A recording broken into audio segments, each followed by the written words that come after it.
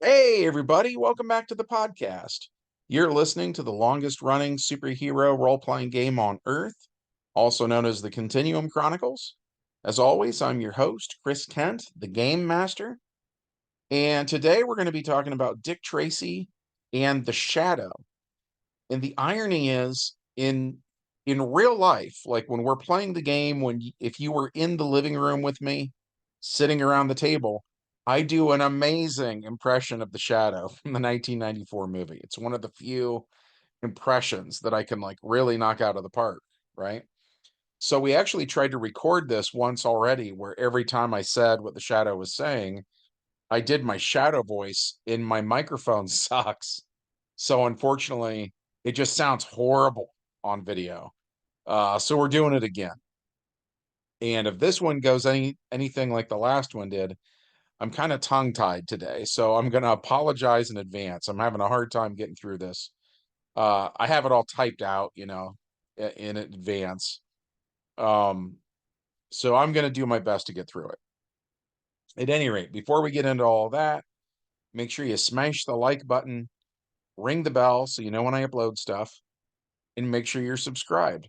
Um, we genuinely do have a really great community here. It is all thanks to you guys. You guys are awesome. Thank you so much for being here. All that said, let's dive in.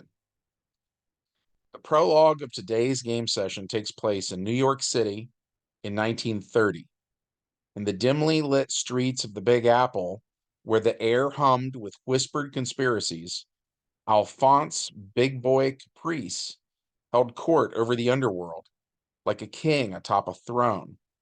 A man of cunning and ambition, he'd carved his name into the annals of crime, uniting the disparate factions of the mafia under his iron fist during the days of Prohibition. But lurking in the shadows, a figure moved with silent purpose, a specter of justice known as the Shadow. Lamont Cranston, by daylight, a man of wealth and refinement, but by night, a phantom draped in darkness, his eyes sharp as daggers, fixed upon Big Boy's empire, a cancer festering in the heart of New York City. The Shadow, ever vigilant, began his relentless assault on Big Boy's organization, striking fear into the hearts of his henchmen one by one. Each disappearance, each life snuffed out, sent ripples of panic through the criminal underworld, a warning of the reckoning to come. Then we get into the main plot of today's tale, which is set in 1931. Amidst all of this chaos and corruption, Detective Dick Tracy navigates the treacherous water, the city's underbelly, a man driven by duty and honor. His path crossed with Tess Brewhart, a beacon of light in a world shrouded with darkness. Her love, a temptation that Dick Tracy could ill afford. As he sat across the table from her in their usual diner, the aroma of coffee mingling with the scent of rain-soaked pavement, he wrestled with the demons that haunted his every step. For him, there was no room for personal indulgence, no time for the pleasures of love. His only mistress was justice, his only solace, the pursuit of truth. The shrill cry of his radio watch shattered the brief respite, pulling Tracy back into the grim reality of his world. With a curt nod to Tess, he rose from his seat, leaving behind a half-eaten breakfast and the promise of a future that may never come to pass.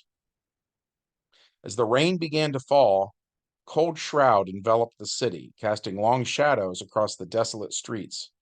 Tracy slipped into his iconic yellow trench coat. With his yellow fedora perched upon his brow, he made his way to the scene of the crime. There, amidst the swirling mist and wail of sirens, he found the body of Spud Spaldoni. a grim testament to the violence that plagued their streets. The chalk outline washed away by the relentless downpour, Tracy turned to the officers gathered around, his voice as steely as his resolve. "What have we got here?" he asked, his eyes scanning the scene for clues. The officers exchanged uneasy glances, their expressions a mixture of fear and uncertainty. One ventured to suggest the involvement of the shadow, the phantom lurking in the darkness, but he was quickly silenced by his skeptical colleague. Tracy listened to their theories with a detached calm, his mind already piecing together the puzzle before him. Our shooter unloaded 2 guns into Spud's chest right in front of him, but Spud didn't so much as reach for his gun. Why? The conspiracist says because the shadow's invisible, while the skeptic says, put a lid on it, would you? With a nod, Tracy turned on his heel and disappeared into the streets of New York, leaving behind the chaos and confusion of the crime scene. For Tracy, the hunt was just beginning, and in the darkness that consumed the city, only one thing was certain. The city held secrets that not even he could fathom. Meanwhile, one of the police officers adjusts a large ruby ring he's wearing, then meticulously transcribes the details onto a slip of paper, his pen scratching across its surface with practiced precision. And when he's certain no prying eyes linger, he slips away into an adjacent alley. With a cautious glance over his shoulder, he nudges a seemingly ordinary brick, unveiling the entrance concealed within the brickwork. Inside is a diesel punk contraption, a pneumatic tube reminiscent of those found in banks, yet infused with the unmistakable aesthetic of yesteryear. Carefully, he encases the note within the brass cylinder, and it is sucked on its journey through the labyrinthine arteries of New York City. Through narrow passages and hidden conduits, the message embarks on its subterranean odyssey towards its destination, the expansive headquarters of the Shadow. Throughout the city, an army of those the Shadow has saved stands ready, their allegiance pledged to the enigmatic vigilante who stalks the night and knows what evil lies in the hearts of men. Upon receiving the missive, an operator wastes no time swiftly dialing the residence of Lamont Cranston. "Report," he says. The operator relays to the Shadow the news that Dick Tracy has taken up the investigation. "Understood," Cranston says. Back at police headquarters, the fluorescent lights hummed overhead, casting a sterile glow over the cluttered desks and weary faces of the detectives. Dick Tracy stood amidst the chaos, his brow furrowed with determination as he pondered his next move with the elusive Shadow. The case file lay before him, a jumble of photographs and witness statements detailing the carnage wrought by the vigilante's relentless crusade. Tracy sifted through the evidence with a practiced eye, his mind racing with possibilities. "How do we catch a ghost?" he muttered to himself, the question hanging heavy in the stale air of the precinct. But Tracy was not one to be deterred by adversity. Exhaustion weighed heavily upon Dick Tracy as the sun dipped below the horizon, signaling the end of another grueling day. With a weary sigh, he made the decision to call it quits, his mind and body craving the solace of rest. Turning his steps towards the familiar diner, he sought the comfort of Tess Trueheart's company and the promise of at least one good meal today. The familiar jingle of the diner's bell announced Dick Tracy's arrival as he pushed open the door, the weary detective seeking respite from the trials of the day. His eyes scanned the room, settling on Trueheart, seated at a table in the corner, her radiant smile easing his weary soul. But Tracy's heart sank as he noticed the figure seated across from her, his sleek form exuding an air of effortless charm. Lamont Cranston, the enigmatic millionaire, leaned in close to Tess, his smooth voice weaving a spell of flattery and flirtation. Suppressing a surge of jealousy, Tracy approached the table with measured steps, his expression guarded as he took in the scene before him. Tess looked up, her eyes alight with excitement at the sight of him, but Cranston's gaze lingered a fraction too long, a hint of amusement dancing in his dark eyes. "Evening, Detective," Cranston greeted with a nod, his smile never faltering as he extended a hand in greeting. Tracy's grip was firm, his jaw clenched with barely concealed tension as he forced a polite nod in return. "Mr. Cranston," he acknowledged curtly, his gaze flickering between the two of them. Tess, oblivious to the undercurrent of tension, beamed at Tracy, her enthusiasm undimmed by his brooding demeanor. "Guess what, Dick? Lamont here has invited us to a high-class nightclub tonight," she exclaimed, her eyes sparkling with excitement. Cranston's smile widened at Tessa's enthusiasm, his charm oozing like honey as he leaned back in his chair. "I thought it might be a nice change of pace," he added smoothly, his gaze lingering on Tess with an intensity that did not go unnoticed by Tracy. Despite his misgivings, Tracy knew he couldn't deny Tess the chance to experience a taste of the high life, even if it meant enduring Cranston's company for the evening. With a resigned sigh, he nodded in reluctant acceptance. "All right, Tess, we'll go," he conceded, his tone tinged with a hint of apprehension. As Cranston's smile widened into a grin, Tracy couldn't shake the nagging feeling that there was more to the millionaire's invitation than meets the eye.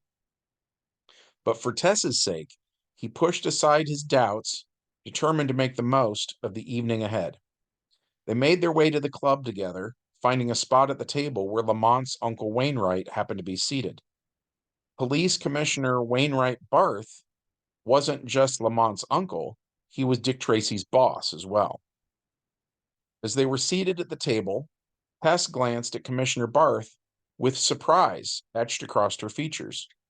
"I had no idea you were Lamont's uncle," she exclaimed, her eyes widening in astonishment. With a hearty chuckle, the commissioner leaned back in his chair, his eyes twinkling with amusement. "Don't let the resemblance fool you, Tess. It's sheer misfortune that I'm related to this lollygagger," he quipped, a playful glint in his eye as he exchanged a knowing look with Cranston. Cranston raises his eyebrows and says it's a shame that it's illegal to drink, adding that he could use a drink right about now. Dick Tracy says, "I've never been much of a drinker." Commissioner Barth says, "That's all right, Tracy. The way Lamont used to carry on, he's drank enough for the both of you." Lamont cocks an eyebrow. As the evening unfolded in the dimly lit club, Police Commissioner Wainwright Barth turned his attention to Dick Tracy, a hint of curiosity in his eyes. "So, Tracy, what have you been keeping yourself busy with at work lately?" he inquired, his tone casual, yet probing. Tracy squared his shoulders, meeting Barth's gaze head on. "I've been focused on investigating the death of Spud Spaldoni," he stated. "Some of the boys downtown think it might have been the work of this Shadow character," he replied evenly, though he could sense Barth's mounting disapproval.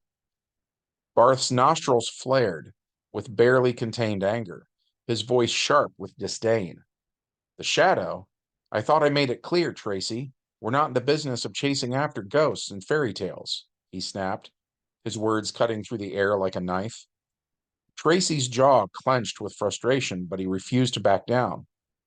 "With all due respect, Commissioner, I believe the Shadow poses a real threat to this city," he insisted, his voice unwavering despite Barth's ire. Barth's face darkened with fury, his patience wearing thin. "I don't care what you believe, Tracy. You're paid to uphold the law, not indulge in wild goose chases," he barked, his tone brooking no argument. Tracy met Barth's glare with a steely resolve. Lamont Cranston, ever the smooth talker, leaned forward with a casual grin, breaking the tension with a well-timed quip. Well, Uncle Wainwright certainly knows how to show a girl a good time, he remarked, his voice dripping with sarcasm, as he gestured towards Tess, who was visibly uncomfortable with the tension between Tracy and Barth. Barth's stern demeanor softened slightly as he turned towards Tess, a hint of regret in his expression. My apologies, Miss Trueheart, he said, his tone more conciliatory now. I didn't mean to spoil the evening with shop talk. Let's put all this behind us and enjoy the night, shall we? He offered her a reassuring smile, hoping to ease the tension that had settled over the table. Lamont Cranston flashed Tess a charming smile, extending his hand. Would you care to dance? He asked, his tone warm and inviting, a glimmer of mischief dancing in his eyes. Tess hesitated for a moment, glancing between Lamont and Dick, before finally offering Lamont a shy smile. I'd love to, she replied, her voice soft with gratitude as she placed her hand in his, allowing him to lead her onto the dance floor. Barth cleared his throat, fixing Tracy with a stern gaze. I thought you and Tess were official, Tracy, he remarked, his tone tinged with a note of concern. Tracy shifted uncomfortably in his seat, avoiding Barth's probing gaze. We're not, he admitted reluctantly, his voice betraying a hint of unease. Barth's brow furrowed with a mixture of surprise and disapproval. Well, you'd better make it official, he warned, or someone else is going to come along and snatch that girl up before you know it. Tracy's eyes lingered on Lamont and Tess as they swayed gracefully on the dance floor, a pang of jealousy tugging at his heart. The sight of Tess in Lamont's arms stirred something primal within him, a fierce protectiveness warring with the tumult of emotions that churned in his chest. Caught between love and duty, Tracy wrestled with his conflicting desires. His duty as a detective demanded his unwavering focus on the task at hand. Yet, the longing in his heart pulled him towards Tess, with an irresistible force. I'm sorry, I'm so tongue-tied, guys. I'm doing my best. As they moved together in perfect harmony, laughter dancing on their lips, Tracy couldn't help but feel a twinge of regret. Regret for the moments lost, the words left unspoken, and the love that had not yet fully blossomed between them. But even as jealousy gnawed at his soul, Tracy knew that his duty to the city came first. With a heavy heart, he tore his gaze away from Tess and Lamont, steeling himself for the challenges that lay ahead. From the shadowy depths of the city's underbelly, danger lurked around every corner, waiting to ensnare the unwary. And as much as Tracy longed to lose himself in Tessa's embrace, he knew that his duty demanded his unwavering commitment. As the music filled the air and the dancers twirled on the floor, a hush fell over the club as a figure strode through the door. Tall and menacing, with hair that laid flat across the top of his head, the mobster known as Flat Top commanded attention wherever he went. Tracy's jaw clenched as he caught sight of the notorious hitman, cold chill creeping down his spine. Flat Top was Big Boy's right-hand man, a ruthless enforcer who left a trail of bodies in his wake. But despite his reputation, the cops lacked the evidence to bring him to justice. Tracy's hand instinctively went to the revolver holstered at his side, his gaze locked on Flat Top's every move. He knew that the hitman's presence spelled trouble, a storm gathering on the horizon with no safe harbor in sight. As Lamont Cranston twirled Tess across the dance floor, his senses keenly tuned into the thoughts and emotions of those around him. He felt the weight of Dick Tracy and Commissioner Barth's frustration, their realization that they lacked the evidence to bring Flat Top to justice. But as the shadow, Cranston wasn't bound by the restraints of the law. He was given his own sense of justice, unencumbered by the need for evidence or due process. As he danced with Tess, his mind raced with possibilities, his determination burning like a flame in the darkness. He knew that Flat Top's reign of terror could not go unpunished, and that time for action was at hand. As the shadow locked eyes with Tess, a strange and otherworldly aura emanated from him. His gaze bore into hers with an intensity that seemed to pierce the very depths of her soul, his eyes taking on a supernatural quality like polished black chrome. Tess, he said in a low, commanding voice, his words carrying an almost hypnotic power. You're not feeling well. Tess blinked, faint furrow forming between her brow as she repeated the words, her voice subdued. I'm not feeling well. The shadow continued to gaze into her eyes, his will exerting influence over her thoughts. You want to take a cab home, he stated firmly. Tess nodded slowly, her expression blank as she echoed his words. I want to take a cab home. With a sense of satisfaction, the shadow released his hold on Tessa's mind, her eyes returning to their normal state as he watched her turn towards the exit, a dazed look upon her face. Turning his attention to Dick Tracy and Commissioner Barth, Cranston's voice carried an authoritative tone as he addressed them. Gentlemen, Tess isn't feeling well. She's going to be taking a cab home this evening. Tracy and Barth exchanged puzzled glances. Barth grunted in agreement, his expression unreadable as he watched Tess walk away. Cranston couldn't help but feel a twinge of guilt for manipulating her thoughts, but in the dangerous game they were playing, sometimes sacrifices had to be made for the greater good. Tracy hurried after Tess as she made her way out of the club. Tess, wait, he called out, catching up to her just as she reached the cab. Let me give you a ride home. Tess turned to him, her eyes distant yet resolute. I appreciate it, Dick, but I'm taking a cab, she insisted softly, her voice carrying a sense of calm assurance. Tracy hesitated, a mixture of worry and reluctance. Are you sure? He asked, his voice tinged with concern. Tess offered him a reassuring smile, her hand resting gently on his arm. I'll be fine, Dick. Thank you. I'll see you soon. With a final nod, Tracy watched as Tess stepped into the cab and departed. A sense of unease gnawed at him, a nagging feeling that all was not as it seemed. And for now, duty called him back to the task at hand. With a deep breath, he turned his attention back to the club, his mind refocusing on the looming threat. Amidst the swirling chaos of the city, Tracy knew he had to stay vigilant, ready for any danger that lay ahead. But a flicker of confusion crossed his features as he scanned the room, realizing that Cranston, who had been dancing with Tess just moments ago, was now nowhere to be seen. Cranston's absence struck Tracy as odd, a nagging sense of unease creeping over him as he pondered the mysterious disappearance of his rival. Tracy approached Commissioner Barth, fur of concern deepening on his brow. Did you see where Cranston went? He inquired. Barth shrugged nonchalantly, his expression betraying little concern. My nephew has a habit of disappearing, he replied, with a dismissive wave of his hand. Probably off to chase a skirt or something. Don't worry about him. Tracy's unease only grew at Barth's casual response, a sense of foreboding settling over him like a shroud. Something didn't sit right with him about Cranston's sudden disappearance, but with Flat Top on the loose, Tracy knew they couldn't afford to be distracted. As Flat Top exited the club, Tracy and Commissioner Barth exchanged a silent nod. Their resolve hardened as they prepared to tail the notorious hitman. Practiced ease, they slipped into the night, their footsteps muffled against the pavement as they followed Flat Top's trail through the labyrinth of the city. And as Tracy and Barth closed in on their target, the shadow trailed them, his presence cloaked in invisibility. With each step they took, he matched their pace, his keen senses attuned to the subtle nuances of the night. Finally, they arrived at a nondescript warehouse next to some railroad tracks, its windows darkened and its doors guarded by a pair of burly thugs.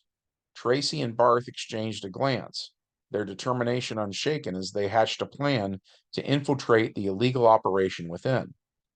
As Tracy and Barth delved further into the criminal underworld, oblivious to the unseen figure following their every move, they would soon realize they had company in their quest for justice.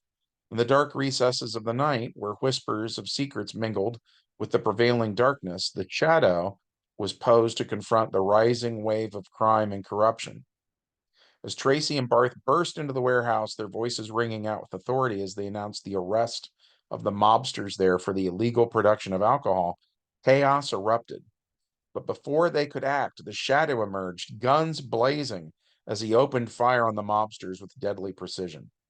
Confusion and panic gripped the room as bullets flew, the mobsters scrambling for cover as they were cut down in the relentless onslaught. Tracy and Barth frantically scanned the room, their eyes searching for the elusive vigilante. The shadow remained invisible to their sight. Tracy's instincts kicked into overdrive as he focused his gaze, his senses honed with razor-sharp precision. Though he couldn't see the shadow himself, he spotted the telltale muzzle flash of the guns, a fleeting glimpse of where his elusive foe was standing. With a steady hand and nerves of steel, Tracy took aim and fired, his shot finding its mark as it struck the shadow's arm. The vigilante recoiled in pain, his cover blown as he stumbled backwards, his cloak billowing around him like a shroud of darkness, and for a brief moment, the warehouse fell silent, the air thick with tension, as Dick Tracy could now see the shadow for the very first time. The shadow locked eyes with Tracy, his gaze shimmering with an otherworldly intensity as he attempted to exert his psychic influence. "Leave me alone," he commanded, his voice laced with a subtle coercion as he strained to bend Tracy's will to his own. But Tracy stood firm, his willpower unyielding against the shadow's psychic assault. Years of hard-boiled resolve had honed his mind into a fortress of determination, rendering him immune to the shadow's manipulations. "I don't take orders from vigilantes," Tracy retorted, his voice resolute as he resisted the shadow's influence. "You're under arrest for all the murders you've committed." The shadow's eyes narrowed with frustration, his plan thwarted by Tracy's resolve. Though he possessed formidable psychic abilities, he couldn't penetrate the detective's steely determination. With a silent curse, the shadow vanished into the shadows once more, his presence fading into the darkness as Tracy watched him go, his determination to bring the vigilante to justice burning hotter than ever before. With a grim determination, Tracy reached for the cigar of one of the dead mobsters. He threw it into a waste paper bin, igniting it, then set fire to the wooden crates full of whiskey bottles. Flames erupted into the air, casting dancing shadows across the room as the inferno spread with relentless fury. As the fire raged on, the sprinklers overhead burst to life, dousing the flames with cascades of water.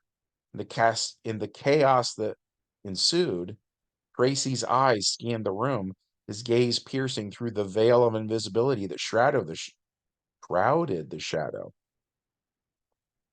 Though unseen to the naked eye, the shadow's footsteps could be seen in the puddles on the floor, and as the water poured over his hat and shoulders, Dick Tracy could make out the vigilante's outline, his form revealed by the negative space where the droplets failed to fall. With a steady hand, Tracy took aim once more, his shot finding its mark as it struck the shadow's arm, inflicting yet another wound upon the elusive vigilante. The shadow recoiled in pain, his invisibility shattered by the torrent of water that cascaded down upon him. With a cunning glint in his eye, the shadow seized the opportunity amidst the chaos. In a swift and calculated move, he aimed his firearm at a non-lethal area on Dick Tracy's body, knowing well enough to ensure his adversary would survive their encounter. A sharp crack echoed through the warehouse as the bullet found its mark, striking Tracy in a place that, while painful, posed no immediate threat to his life. Tracy staggered backwards, gritting his teeth against the searing pain, but his resolve remained unbroken. As Tracy fought to maintain his footing, the shadow vanished into the darkness once more. As the searing pain radiated through his body, overwhelming his senses, Dick Tracy's vision blurred and his legs buckled beneath him. With a low groan, he collapsed to the ground, the world around him fading into darkness as unconsciousness claimed him. Amidst the chaos of the firefight, Tracy lay motionless on the cold warehouse floor, his breathing shallow and labored. Around him, the echoes of gunfire and shouts of struggle continued to ring out, but to Tracy they were distant and muffled, as if heard from the bottom of a deep well. With the remaining gangsters laying wounded or dead around him, the shadow moved with lethal efficiency, dispatching them one by one with deadly precision. Bullets flew and bodies fell as the vigilante wrought havoc upon the criminal underworld, his actions swift and merciless. As the chaos subsided and the warehouse fell silent once more, the shadow turned his attention to Commissioner Barth, his eyes gleaming with an otherworldly intensity. With a subtle exertion of his psychic powers, he planted a suggestion in Barth's mind, weaving a tale of a violent mob war that erupted within the ranks of the criminal syndicate. Barth's eyes glazed over for a moment, his mind clouded by the shadow's influence. With a nod of acquiescence, he repeated the fabricated story. And as the authorities arrived on the scene to investigate the carnage that had unfolded within the warehouse walls, they would find themselves confronted with a mystery shrouded in deception and deceit. But little did they know that the true mastermind behind the bloodshed remained hidden in the shadows, his presence a whispered threat that lingered on the air. And then we get into the epilogue of this game session. As Dick Tracy stirred from his unconscious state, the sterile white walls of the hospital room came into focus, the soft hum of medical equipment filling the air. His head throbbed with a dull ache, his body feeling heavy and sluggish as he struggled to regain his bearings. Blinking groggily, Tracy's gaze fell upon the figure seated beside his bed, her expression etched with concern. Tess Trueheart sat by his side, her eyes brimming with worry as she reached out to gently brush a strand of hair from his forehead. "Dick, you're awake," Tess murmured, her voice filled with emotion as she leaned in closer, her hand seeking his in a gesture of comfort and support. "We were worried about you." Tracy replied in a raspy voice, "Sorry, Tess. Didn't mean to worry you." Tess shook her head. "Don't apologize, Dick," she said softly. "I'm just glad you're all right." As Dick Tracy slowly returned to his senses, he mustered the strength to voice his concerns. "What happened with Cranston?" Tess hesitated for a moment, her expression clouded with a mix of emotions. The commissioner said something about him The commissioner said something about him chasing skirts. "He's a lousy bum, Dick." With a nod of understanding, Tracy squeezed Tessa's hand, silently conveying his gratitude for her unwavering support.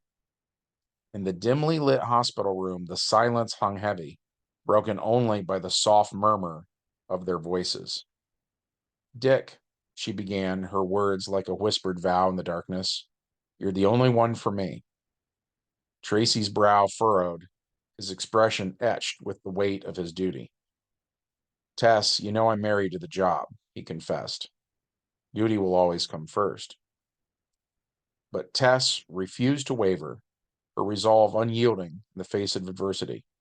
"I'll wait forever, if I have to," she declared. "Because you're worth it." With a heavy sigh, Tracy reached out to clasp her hand, and in the darkest corner of the hospital room, unseen by mortal eyes, Shadow stood invisible. Hidden from view, he watched with a mixture of longing and resignation as Dick Tracy and Tess Trueheart shared their tender moment. With a quiet nod to himself, the shadow slipped into the night, his form melding seamlessly with the darkness that clung to the city streets. Shadow went on to have countless other adventures, but that's a story for another day. And it wraps things up for this game session. The Shadow won the fight, but Dick Tracy got the girl, so it felt kind of like a tie to us. We had a good time playing it out, and we hope you enjoyed hearing about it. If so, smash that like button, ring the bell so you know when I upload stuff, make sure that you're subscribed, and be sure to leave us a comment, as that really helps us out with the YouTube algorithm. All that said, we hope you have a great week, and we'll see you next time. Bye.